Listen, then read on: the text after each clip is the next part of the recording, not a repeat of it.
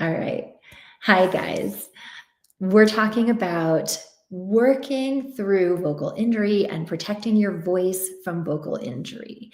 And this is, something that a lot of singers they don't want to think about. Nobody wants to think about getting nodes or a vocal hemorrhage or vocal paralysis, but these are things that can happen to unassuming singers who think that their technique is working for them and they don't realize that the way that they've been producing their sound, the way that they have been using their body to support or not really support the sound that they're making when they go on stage, when they go into the recording studio. And if you're doing this every night, often, this is what creates vocal injury because your voice. So when you think about your vocal cords, I'm curious if any of you have been scoped. If you've been to the ENT, do you know what that means? Where you have the laryngoscope put down and then they put up on the big screen and you can live see your cords vibrating, right?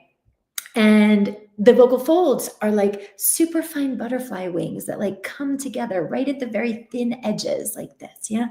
And they're susceptible to problems from that stem from swelling, pressure, misuse. So, for example, if you guys have heard about nodes before, what a node is a little callus that develops like a bump on the edge of one of your vocal cords. It can happen in a couple places. And that comes from the cords, the edges of the cords being whacked together and held together in violent fashion. And so the edge gets this like bump on it, as a almost, when a callus develops around an area where if you have your foot in a shoe and the shoe is putting pressure on the shoe and then you get a callus, right?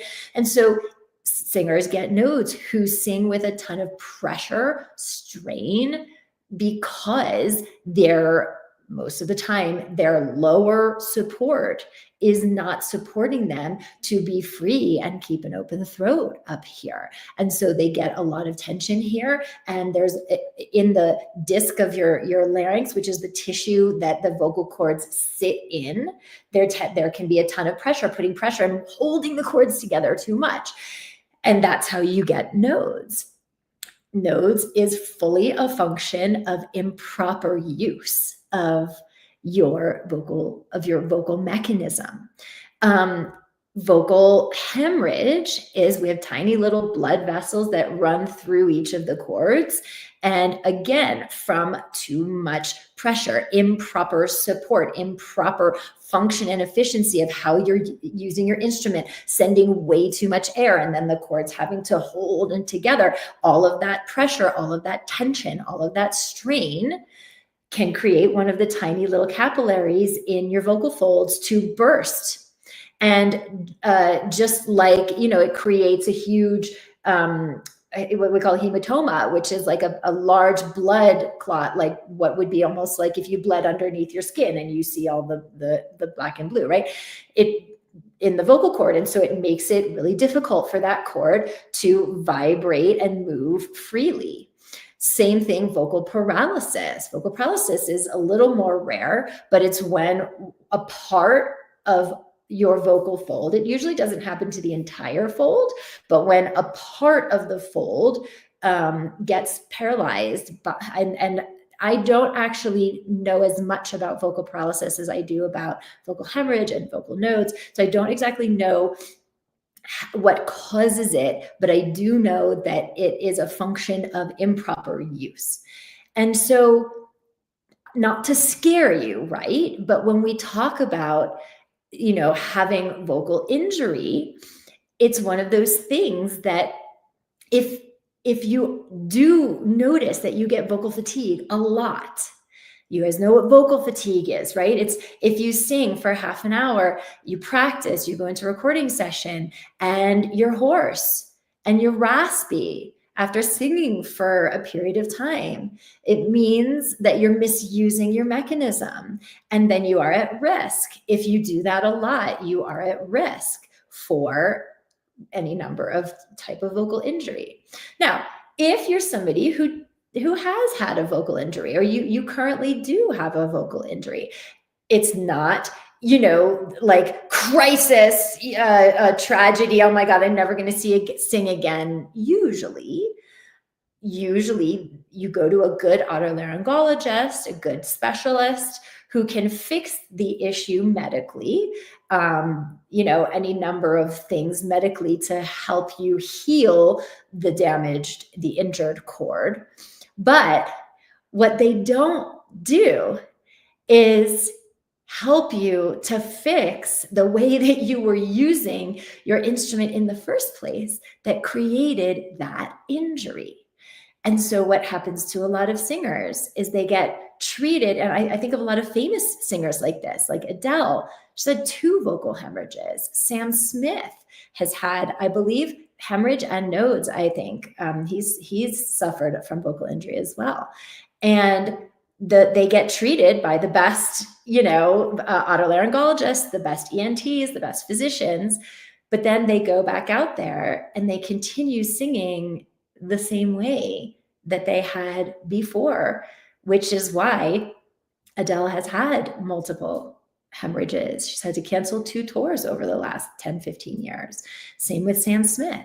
And so it's not just about treating medically so that the node goes away or the paralysis or the hemorrhage gets treated. You do need to do that. But then it's looking at 2 things. Number 1, what techniques do I need to learn to implement so that I'm using my instrument more efficiently? Most importantly, breath support, okay? The second issue is a lot of singers, they will get that help. You want to bet Adele has probably seen the best vocal technique experts in the world, the best vocal coaches in the world to help her come back from a vocal injury. And yet she got injured again. And so now we're talking a mindset piece, okay? Because some of you have heard me say this. You could work with the best experts in the world. I could give you the best technique in the world, and it will not matter if you have mindset weeds. I call them weeds in the mind garden that prevent you from using them when it counts every single time. So let me use Adele as an example, because I think, I love her music, but I also think she's a cautionary tale. And I wish I could get my hands on her. God, you guys send me Adele, because she doesn't need to keep canceling tours. And these are things that she can fix if she's not just working her skill set, but she's also working her mindset, right? So she gets a vocal hemorrhage the first time, and I guarantee you she's seeing the best vocal coaches to help her. She gets techniques, she understands, but then, you guys, she's got a multi-million-dollar business and career around her music. She's got hundreds of people whose livelihoods she's supporting on tour, all of her musicians on stage, all of her roadies, all of her light production and sound production guys. These are hundreds of people who support these tours, okay? Not to mention the fact that her fans know her for a certain sound. So her entire career has been built on a sound that is unsustainable. Her entire career has been built on a sound that is doing damage to her instrument. And so she gets a vocal hemorrhage, and now she's got to cancel those tours. All those people's livelihood goes away. She doesn't get to satisfy her fans anymore. And this sucks. And this is like trauma. Don't get me wrong. This, especially if you're doing this professionally, this is trauma. So she goes and she gets the best technique that she can get. She gets treated by the best physician, and then she gets coaching to try to, work through the injury and come back from the injury and heal and sing in a way that's more sustainable. And I'm sure they gave her great ideas and great tools, but nobody was coaching her on this. Okay. And so now she's going into the studio and she's planning more live shows and she's planning more tours. And all the technique that she understands that she needs to use, right? She's terrified of sounding different, not being, and I guarantee you this is what's going through her head, because you guys, I work with singers who work through vocal injury all the time. It doesn't feel like what she's used to. She's not pushing it like she's used to. She's not, like all the things that she used to do to get that sound that audiences loved, that sustained her tours, that allowed her to pay the salaries of all the people on her team, her managers, her publicists, her, you guys, she is a one woman, like, corporation, right? And that there's weight that you feel around that, not to mention the fact that she is known for this sound. So now she goes back into the studio, or she goes back on stage, she does her tours, she goes back on tour, whatever. And all of those fears that it doesn't feel the same way, it doesn't sound the same way in her head when she uses the tools that are healthy. It doesn't feel to her that like she's getting the same impact. It doesn't, like, this is what happens. And so nobody's working with her on the mindset around that. So she defaults back to the old technique.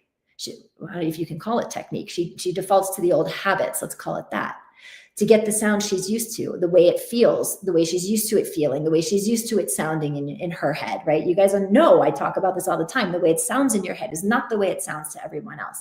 But she's known for this. She's sold millions of albums based on this sound that she's used to hearing in her head. And you guys, that is some serious ninja mindset stuff that needs to be reprogrammed if she's going to be able to go out there and when it counts, when she's in a recording studio, on stage, when it counts, she doesn't default to the old habit. She uses the new technique that supports her vocal health, that supports her efficient sound, that supports her not getting another vocal injury.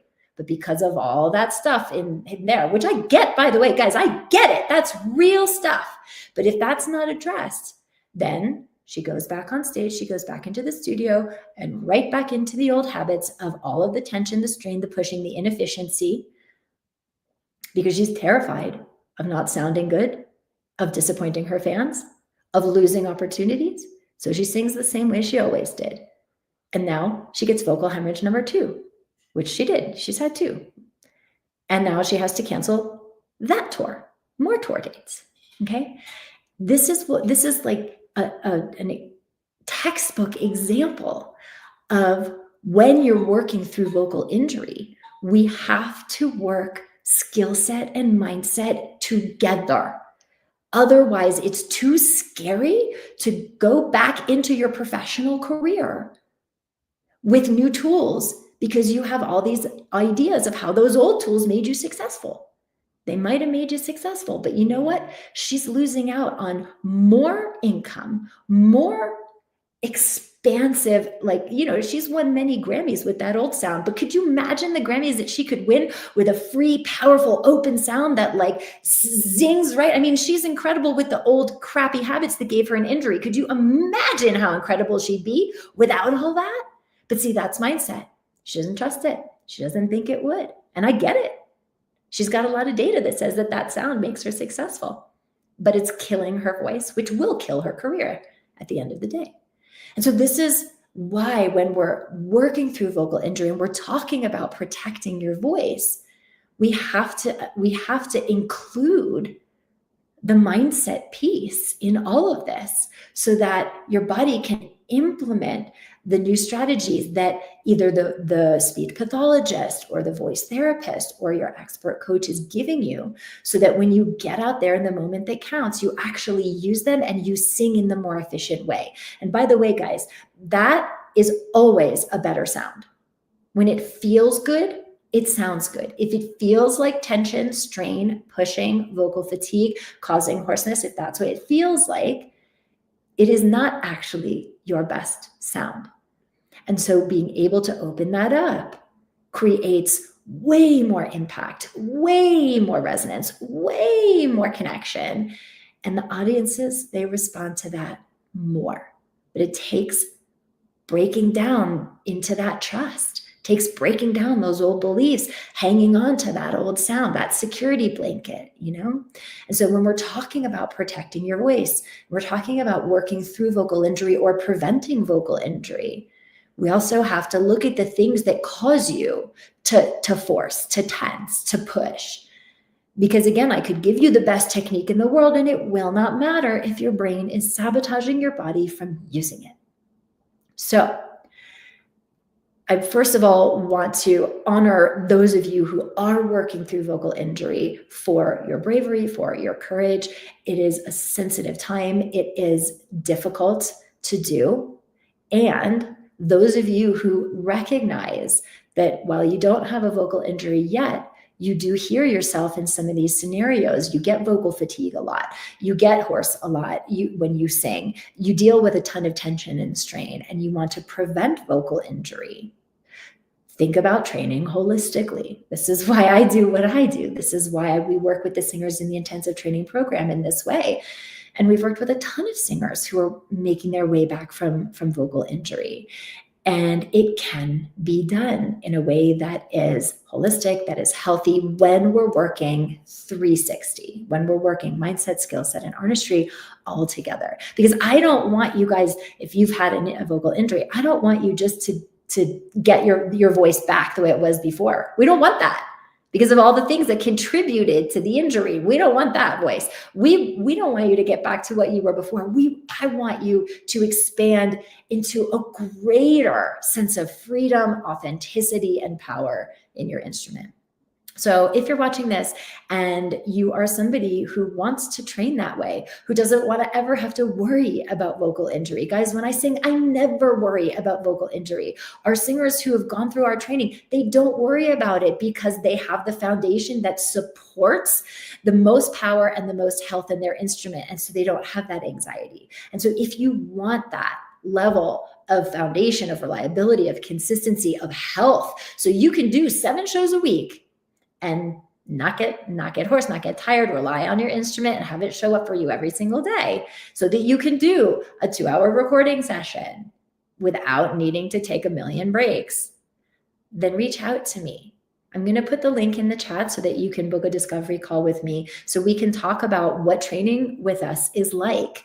So we can talk about if this is right for you. Now, guys, this is not a coaching call, okay? This is a discovery call where if you are a serious singer, if you are out there, if you are making a life out of your gifts, you are in the hustle, meaning you are already auditioning, performing, recording, and you're noticing that you have these issues and you're fearful of vocal injury. Or if you're somebody who's had vocal injury and you never felt like you got back to fix the issues in a way that feels as sustainable, you don't feel like you trust your voice, you don't feel as confident with your voice, then reach out for me to book a discovery call.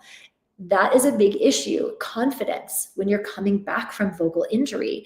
And without that level of confidence, it can feel scary because you don't want to injure your voice again.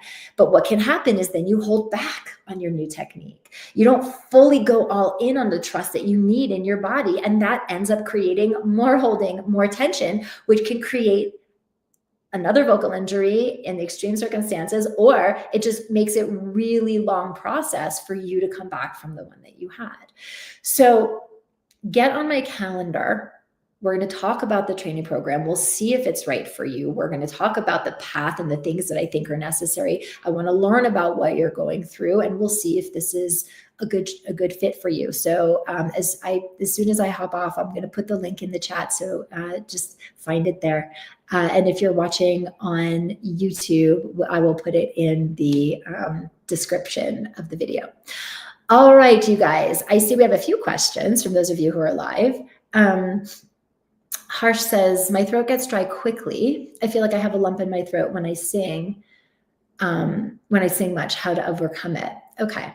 So I think there could be a few issues, and Harsh, and obviously you guys, I am not a doctor. I am not an ENT, right? So this is not like health advice here, right? This is just from 25 years of coaching and understanding voices. Harsh, I can give you a couple ideas of what might be going on, but also, if you feel like you have a lump in your throat, you might have it checked out. I don't know. I would say go see a doctor if you really feel like there's something in there. You want to make sure that there's nothing physiological that's going on. Now, assuming there's nothing physiological going on, if you feel like your throat gets dry, you want to obviously look at how much you're hydrating, right? You want to have 8 8 ounces a day of water, and water, not like soda or milk or Gatorade or whatever, water. Tea is okay because tea is basically water, but so make sure you are internally hydrated.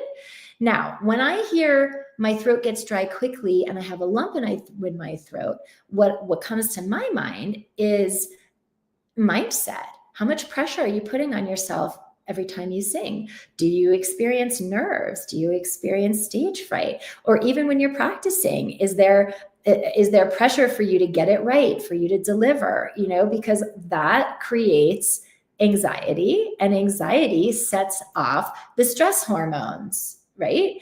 And the stress hormones, you guys know, like if you're nervous about something, your throat can get dry and you can feel like your throat constricts, right? So my guess, Harsh, is that it's probably not something physiological. I mean, yes, it's always good to stay hydrated, right? But that there are things going on. There are conscious or subconscious thoughts that your body is responding to that's creating a set of stress, a circumstance of stress when you sing that's causing your throat to get dry and you to feel a lump in your throat.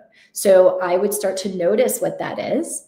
And, this is why holistic training is so important, because I could give Harsh like some amazing technique skills, and it's not going to matter if in the moment he doesn't feel confident because his throat gets dry, he feels a lump in his throat. It makes him feel insecure about what he's about to sing.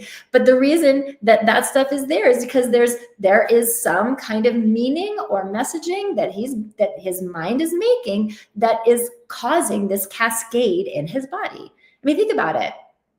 Your body's only ever responding to what your mind is telling it, right? Like you see, you think that there's a burglar, you hear somebody tinkering with your front door and you think there's a burglar, and all of a sudden and your heartbeat starts to go up and you start to sweat, right? Or you have a big audition and you're super nervous because you're really worried about what they're going to think and are you going to make it? And so your throat gets dry and you start to feel a lump in your throat. It could be the same feeling as if you're, about to go in for like, I don't know, like a health procedure that you're nervous about, or like, I don't like to have blood taken, right? My throat always gets dry and I get nervous like right before I have to have blood taken, right? And so this is your body's natural response to something, a thought, a circumstance that is making you feel fear or insecure or, some kind of pressure. Yeah. So I would absolutely look at that and maybe journal about it. What are the thoughts? What are the stories that I tell myself about practice? What are the stories I tell myself about performing and auditioning, about singing in front of people? Because I guarantee you'll get a lot of clarity as to why your throat gets dry and you feel like you have a lump in your throat. Cool. It's a good question. Thank you for asking that. Let me look in the chat to see about if there's others. All right, you guys. So I wish that none of you have ever have to deal with vocal injury, but if you do, there's really good processes to come back from it better than ever if you train holistically, if you address skill set and mindset at the same time. And you should be training that way to begin with so that you don't have these issues, for example, that Harsh is talking about, issues that are causing you to tense up that could in the long run cause a vocal injury. So for those of you who are serious about training this way, you want to have a conversation with me to talk about what's going on, see if it's a fit to work with us in our intensive training program. I will put the link in the chat as soon as we hop off and in the YouTube description. All right, guys, thank you so much for tuning in. Have a wonderful rest of your President's Day. Some of you may be off work today. Kids might be home. Enjoy, and I will see you next time here in the Pro Singer Success Collective. Bye, everybody.